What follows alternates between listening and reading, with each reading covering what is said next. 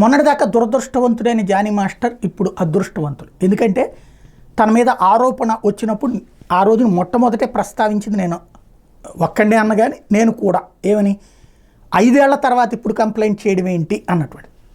అదే సందర్భంలో మిగతాది ఆరోపణలు ఇవన్నీ నడిచినాయి. ఇక అందరూ కూడా నెగిటివ్గా చేసుకుంటూ వచ్చారు. ఎప్పుడైతే నిన్న వాళ్ళ మిస్సెస్ డైరెక్ట్గా మాట్లాడిందో మా ఆయన ఏం తప్పు చేశాడు ఇట్లాగంటే ఎదగడం కోసం ఆ అమ్మాయి చేస్తున్నటువంటిది అట్లాగే కుట్ర ఉంది ఇంత స్థాయికి ఎదిగినటువంటి ఆయన మీదని. ప్రతి జన సైనికుడి ఫీలింగ్ ఏంటంటే సినిమా ఇండస్ట్రీలో జానీ మాస్టర్ని తొక్కేయడానికి కుట్ర జరుగుతోంది. ఇంతకుముందు జానీ మాస్టర్ గతంలో చెప్పారు మిగతా డ్యాన్సర్స్ కొంతమంది కొరియోగ్రాఫర్లు తన మీద కుట్ర చేస్తున్నారు, ఇతర సంఘాల వాళ్ళు కుట్ర చేస్తున్నారు.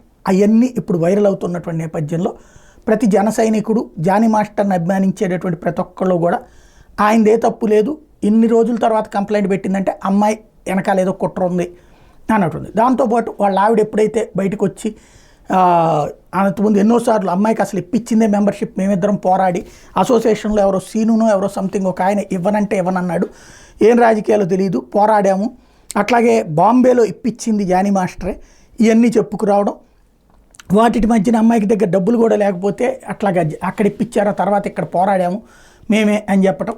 అట్లాగా ఇంకోటి ఎన్నాళ్ళ నుంచినో అమ్మాయి మీద పడిపోతూ ఉంటుంది.